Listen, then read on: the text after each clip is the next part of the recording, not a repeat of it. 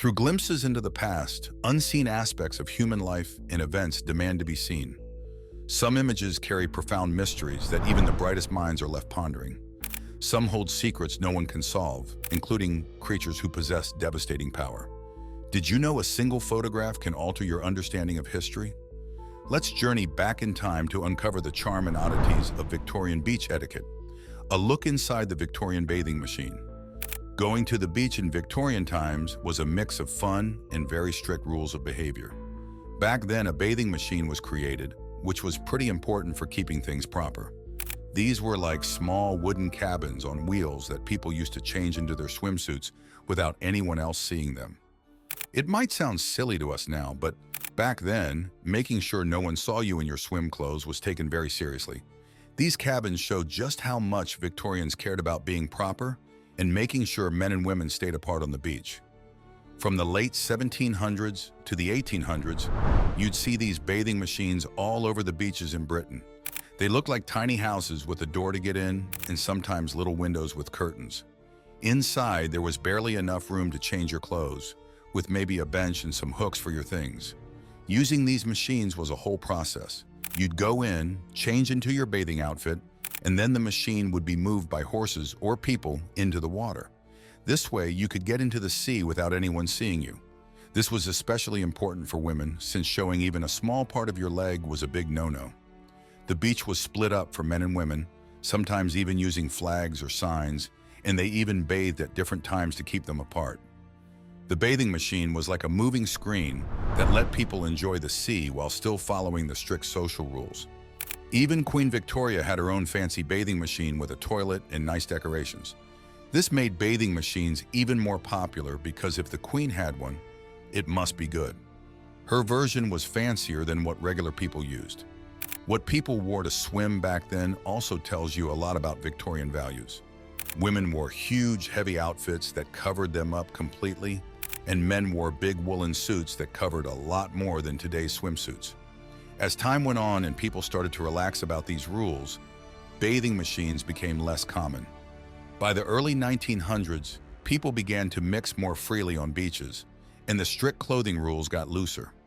Eventually, new ways to change at the beach made bathing machines a thing of the past. The tale of the bathing machine is more than a quirky bit of history. It shows how complex Victorian society was. Back then, they used new technology not just for big projects, but also for small things like making sure people stayed proper in public. It was a time when seeing someone in a swimsuit at the beach could shock everyone, which seems silly now. Using a bathing machine was a lot of work and based on outdated ideas. Picture walking into one of these beach huts in your regular clothes. Inside, you'd change into swimwear that covered you more than most of today's outfits. Then this hut, now your private changing room, was pulled into the water by horses or by people if it was a less wealthy area. Only after that, hidden from people on the beach, could you get into the ocean. This process was all about keeping things modest, but it was so over the top. It shows how obsessed society was with appearing proper that they made these mobile changing rooms. Bathing machines were a response to a time when showing even a little leg was shocking. Now we celebrate all kinds of swimsuits and how much skin they show or cover up. Thinking back on this, it's funny how far Victorians went to stick to their strict rules, which seemed too conservative or even limiting by what we believe today. The bathing machine, awkward and funny now, perfectly shows how conflicted that society was. Innovative, but also very stuck in old ways of thinking about right and wrong. Get ready for Hachiko's story, a dog famous for his incredible loyalty in Tokyo, waiting for a friend who never returned. Hachiko's story is not just meant to make us feel emotional. It really makes us think deeply about loyalty, a quality not often found in people, but shown in an amazing way by a dog. This story takes place in the busy city of Tokyo in the 1920s, where Hachiko, a normal Akita dog, showed the world what true loyalty means. He was taken in by Professor Ueno of the University of Tokyo and spent every day going with him to Shibuya train station and waiting for him to come back. This daily act of friendship became famous when, in 1925, something very sad happened. Professor Ueno didn't come back one day because he had passed away, leaving Hachiko to wait for him forever. But Hachiko didn't stop going to the station. Every day when it was time for the train, he would be there waiting for Professor Ueno. He did this not just for a few days or months, but for 9 whole years, showing a kind of loyalty that makes us feel both happy and sad. People who saw Hachiko at the station every day were so moved by his loyalty that they started to look after him. They gave him food and water while he continued his silent watch. Hachiko became more than just a dog waiting for his owner. He became a symbol of loyalty and the strong connections that can form between people and their pets. Even after Hachiko died in 1935, his memory lived on. A statue was put up for him right in front of Shibuya Station, exactly where he waited so patiently. This statue has become a famous spot that symbolizes true loyalty and draws people from all over the world who are touched by Hachiko's story. Hachiko's story is about more than just a dog and his owner. It's like a mirror showing us how much we all want real connections that last beyond time and challenges. In today's world where so many relationships come and go quickly, Hachiko's story is a reminder of the importance of being there for each other and the big impact one dog's loyalty can have on a whole community. This story has inspired movies, books, and articles, each one looking into how dedicated Hachiko was and what his story means on an emotional level. It makes us think about how loyal we are and how far we would go for the people we care about. It makes us reflect on friendship, commitment, and the lasting effect of those we miss. Hachiko's story keeps inspiring us, reminding us of the kind of loyalty and love that pets give us, often more than we get from people. It shows us the beauty of finding true loyalty in the most surprising places. Hachiko kept coming back to the station every single day, waiting for his owner, not just for a short while, but for 9 long years. He wasn't just a dog waiting. He became a real-life example of loyalty, showing us something different from the short-lived relationships we often see among people. The local people, seeing Hachiko's commitment, began to take care of him, making sure he had food and water while he kept his watch at the station. When Hachiko died, his incredible loyalty started a new story. The statue made in his memory at Shibuya Station is not just a way to remember him, but also a symbol of never-ending loyalty. This statue, standing in the middle of the busy crowds, reminds us how deep a dog's love for its owner can be. The bronze statue, now a famous spot, isn't just for looking at. It's where people meet, think deeply, and sometimes even come as a special journey to remember a love that was stronger than death itself. People from all over the world visit, feeling a connection and leaving touched by the story of a dog who showed what real loyalty is. Far and wide, Hachiko's name is known, beyond just Shibuya's busy streets. His incredible life and its important messages have been shared in movies, books, and shows. These stories dive deep into his life with Professor Ueno and show how his faithfulness touched everyone who heard about him. Kids in Japan and other places learn about Hachiko in school as a shining example of being faithful and loving. His life lessons teach us how crucial our bonds with others are, what it means to be loyal, and how one person or dog can really make a difference in a community. Hachiko is more than a dog. He's a symbol of the good qualities we all hope to have. At Shibuya Station, where Hachiko waited, people come together for special events to remember him. They share their own stories about staying true, inspired by Hachiko. These moments show how Hachiko's story still moves people to be kind and loyal to each other. Hachiko's statue isn't just a statue. It's become a key part of pop culture. You'll see it in photos, funny pictures online, and social media. It links people who've known about Hachiko for ages with those just finding out about him. This way, Hachiko's memory stays a part of our lives today, even as things around us keep changing. Hachiko's story also gets people talking about how we should treat animals and our special connections with our pets. It makes us remember that animals feel deeply and can love just as much as humans, pushing us to be kind and caring towards all creatures. This has turned Hachiko's story into a powerful message for compassionately treating all living things. So Hachiko's life tells us more than just about a dog being loyal. It makes us look at ourselves. It makes us think about how deep our relationships are and how far we'd go for the ones we love. His story hits home because it's something we all want deep down, A love that's so powerful it goes beyond time, common sense, and even death. In a way, Hachiko's story makes us wonder if human love can ever be as strong as the loyalty of a dog. See how two gravestones show a love story stronger than society's rules. The grave that broke society's limits. The photo shows the linked hand statue, which is really two gravestones touching. They remember the love between Colonel JCPH of Aoun and Van Gorum, a lady back in the 1800s in the Netherlands. Back then, society was very divided, not only by how much money people had, but also by their religion and politics. The term pillarization might seem a bit weird now, but it used to be a big deal. It was like an unseen wall that split society based on what you believed and who you voted for. It affected everything from where you could eat, who you could hang out with, to who you could fall in love with. In the middle of this divided world were Colonel Aoun and Van Gorum. He was Protestant and she was Catholic, and their love caused quite a stir. It was seen as a big no-no and became the talk of the town, showing that they were brave enough to stand up to society's strict rules. Their love story happened during a time when society was broken up by pillarization, meaning who you were, and how you lived was heavily decided by your religion and political views. This division went deep, making groups that lived separately, even though they were in the same place. Colonel Aoun and Van Gorum crossed these lines for love, shaking up the normal way of things and starting rumors all over. They didn't let society's invisible wall stop them. They were determined to be together, proving that love can break through the barriers society puts up. Their story was like a light, showing there's hope for people to come together, even when everything around them says they shouldn't. The impact of their love went beyond just the two of them.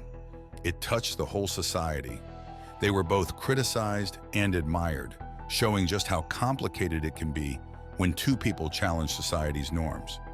People whispered about them, mixing shock with respect, showing the clash between sticking to old traditions and the wish to be free to love who you want. Their fight to be accepted and to be together highlighted a bigger fight against pillarization. Even though they faced a lot of negativity, they also paved the way for others to question why society was so divided. Their story of love in a time of division is a reminder of how strong love can be, and that people can overcome the barriers society sets. Back in a time when what you believed in did more than guide your spirit, it decided who your friends were, who you married, and even where you were buried. The love story between a Protestant colonel and his Catholic love, Van Gorum, began to unfold. Their relationship showed how powerful love could be in challenging the norms of society, and this story didn't end with their deaths, but instead moved into its most touching phase. They lived in a place where the rules were very clear about who could be with whom based on religion. Their coming together was groundbreaking. Every moment they shared was a challenge to the strict system of pillarization, which tried to keep them separate. This system was so ingrained in their community that it controlled every little part of daily life and even affected what happened after death, making sure cemeteries kept different religions apart. Against this backdrop, the Colonel and Van Gorum hoped to rest together forever, a hope that seemed almost impossible. But even in death, they managed to break through these barriers. They came up with a creative way to stay together, a decision that showed their deep commitment to each other. They were buried next to each other with their hands linked, showing their connection in a way that no rule could break.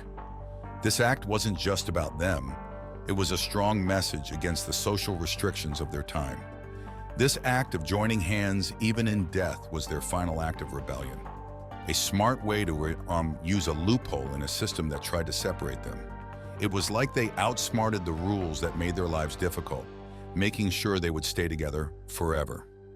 Their joint grave, with hands linked, became a strong message about how love can cross any barrier. It stood as a quiet criticism of the silly rules of their era, urging people in the future to think about why we divide ourselves from each other. Many people see their grave as a powerful image of togetherness, making us think about the unnecessary divisions we create. Their love story is a personal one, but it's also about bigger ideas like fighting for love, breaking through divisions, and trying to bring people together in a world that often tries to keep them apart. It shows how far people will go to follow their hearts, even when society says no. Their grave, with hands forever joined, is a lasting reminder of their love and bravery. As people keep sharing their story, it lights the way for others who want to break down barriers, encouraging acts of love and rebellion. It reminds us that even though society tries to put us in different boxes, our love for one another can break through those limits and bring us together, lasting even after death. Their linked gravestones are not just about their love, but also highlight how ridiculous their society's rules were. It's a story that makes you smile, but also think critically about how far people once went to keep loved ones apart just because of their beliefs. This story, carved in stone, makes us question the divisions we make and shows that love can find a way through barriers that shouldn't be there in the first place. Now, this statue isn't just artwork. It's a part of history that catches the eye of passers-by, quietly speaking about how much we've grown and yet reminding us of the biases that still exist. It's a love story for sure, but also a critical look at society, wrapped up in stone, asking us to think about the divisions we still keep. Enter a past where taking photos with the departed was a way to remember them. The art of death photography. A long time ago, it was normal to take a photo with someone who had just died. This was called post-mortem photography, and it started in the 1840s, becoming very popular in the Victorian era. Back in those days, having your photo taken was a big event because it wasn't common and it cost a lot. For many families, this meant that a photo of someone who had died might be the only one they ever had of that person. Today, the idea of taking a picture with someone who has died might seem really odd or even a little spooky. However, in the Victorian era, seeing death was a regular part of life. People usually died at home and the whole family was involved in saying goodbye. These post-mortem photos were a way for people to remember and mourn their family members. The person who died wasn't just left lying down. They might be arranged to look like they were sleeping, or even standing up with the help of stands or other family members, which made it look like they were still a part of life. It might seem strange to us, but making the person who died look alive helped some people feel better about their loss. It allowed families to have one last moment with their loved one, looking peaceful or as if they were still around. Children might be photographed in bed, appearing to be asleep with their toys around them. Adults could be dressed up and placed in a chair, or even made to stand, creating the illusion that they were still here. As taking photos became something more people could do, and it wasn't so expensive, these kinds of photos weren't taken as much. With more chances to take photos during their lives, people didn't need to rely on post-mortem photos as much. Also, by the time the 1900s came along, how people saw death started to change. Better healthcare meant not as many people died young, and how we mourned and remembered those who died changed as well. Death became something that happened away from home, in hospitals, and wasn't as visible in daily life as it once was. The tradition of taking photos with the dead started to disappear.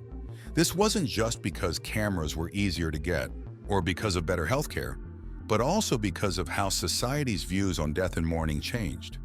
The close relationship with death that was normal in the Victorian era became something more private and clean.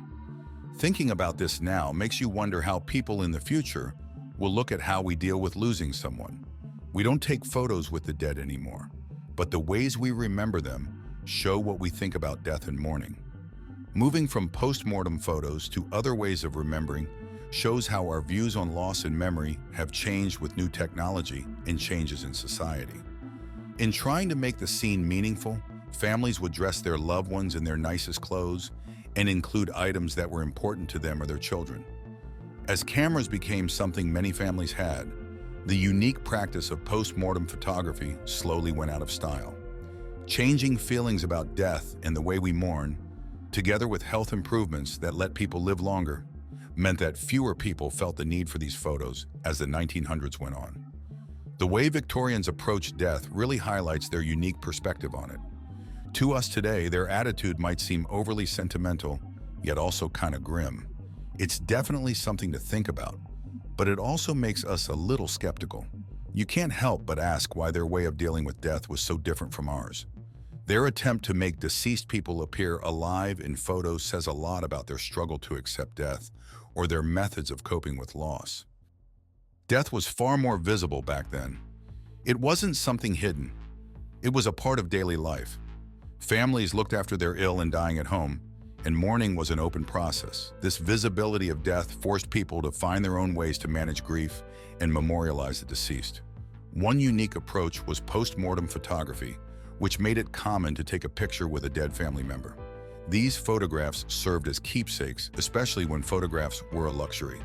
It's quite fascinating how these photographs aim to present the deceased in a calm or familiar scene, as though they were merely sleeping or somehow still engaged in daily family life.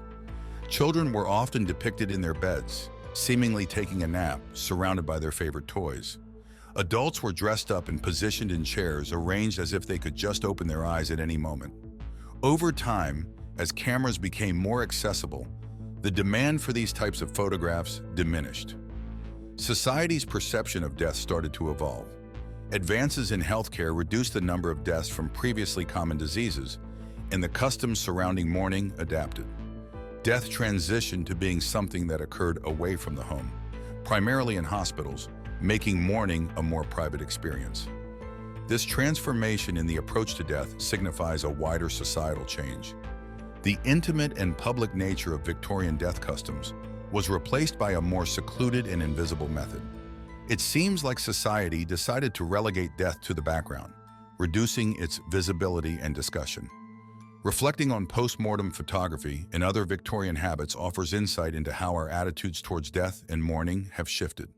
Although we don't usually take photos with our deceased loved ones now, the ways we commemorate them, from online tributes to commemorative tattoos, reveal much about our current views on death. This shows that even though customs evolve, the desire to remember and honor our deceased remains a significant human trait. These photographs, often the sole visual link to the deceased, turned into valuable family treasures, viewed by some with a mix of fascination and reverence. This highlights how death rituals have transformed from being public and collective to more individual and private commemorations. The decline of post-mortem photography as a widespread practice reflects broader changes in societal views on death, moving from a collective experience to a more individual and concealed one. Considering the role of post-mortem photography forces us to think about our own perspectives on grief, memory, and commemoration.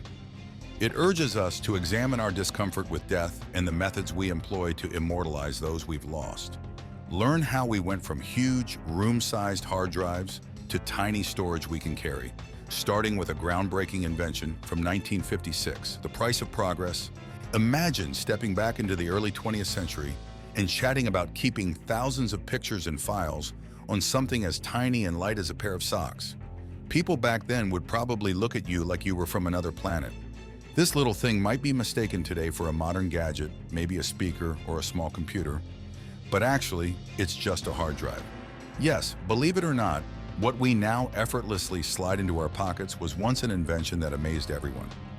The year 1956 was a big deal in technology when IBM unveiled the IBM 305 RAMAC, which stands for Random Access Method of Accounting and Control.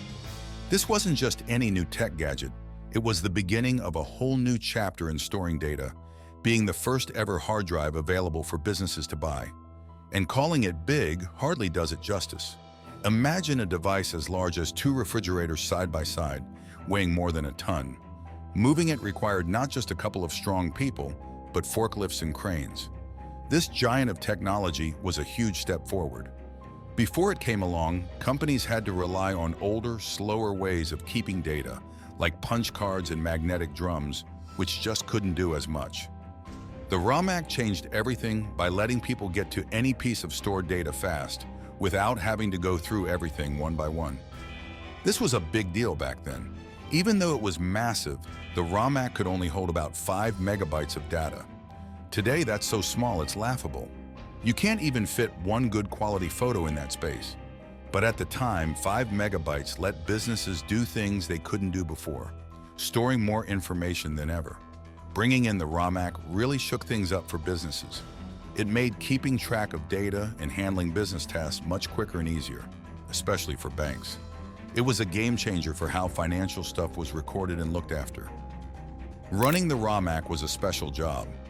It used 50 disks, each 2 feet across, coated with something that let it hold data, spinning really fast. A part called a head would move around to read the data from anywhere on the disk. This setup led to the smaller, smarter hard drives we use today. But having this cutting-edge tech wasn't cheap. Leasing a ROMac cost businesses $3,200 a month, which is like spending $30,000 every month now. Yet the advantages it brought to managing data and improving how businesses ran made it worth the cost for those who could afford it. The legacy of the ROMac is something you can't ignore. It was the start of what we know as the modern computer industry today, making a huge change in how we keep and get to our data. When you think about how big it was and how little data it could actually hold, it's pretty funny compared to the tiny devices we have now that can hold so much more. But back then, the ROMac was a huge step forward, showing us a new way to think about and use data that set the stage for everything that came after in the digital world. Imagine thinking a machine that massive could hold tons of data, right? But no, it could only hold 5 megabytes. That's tiny, even smaller than what one picture on your phone might be today. Yet for its time, the ROMac was groundbreaking. It introduced us to the idea that you could pick out any piece of data you needed without having to go through all the data in order. This change was a big deal and helped shape the future of how we store and access data. Looking at how much it costs to use a ROMac, you see how important and valuable it was considered. Businesses would pay about $3,200 a month for it, which is like spending $30,000 every month now. But they were all in line to use it because it made handling data and doing business easier and better. This wasn't just buying some new office gadget. It was a big investment in a company's future.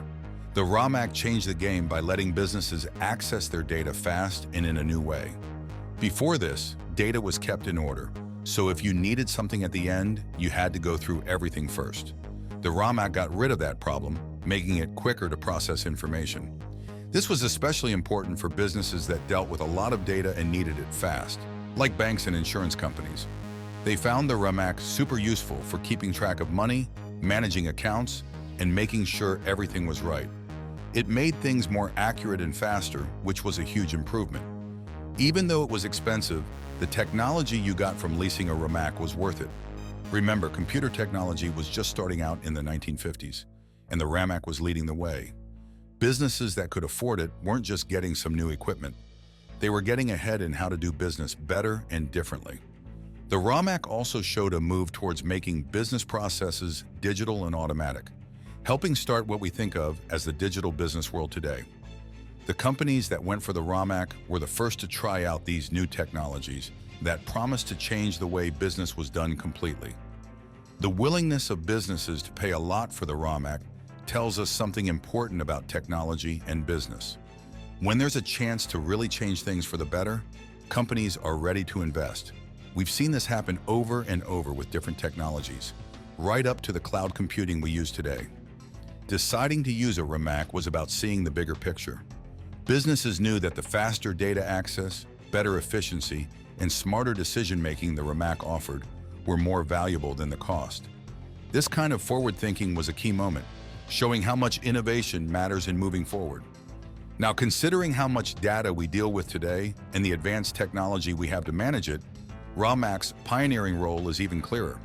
It started an era in which data is a big part of how businesses work, affecting everything from their efficiency to the happiness of their customers. Today, the fact that we can carry around a terabyte of data in our pockets, in something as small as a deck of cards, is incredible. The ROMac, as big as it was and as little as it could hold, was an important first step to the tiny, super capable storage we use without thinking twice today. It shows us just how much technology has moved forward, going from needing heavy machinery to move data storage around to having everything we need in our pockets. As we marvel at the leap from the IBM 305 ROMac to today's pocket-sized terabytes, we must ask, are we becoming too reliant on digital data storage? Like, comment, and subscribe to explore this digital dilemma together.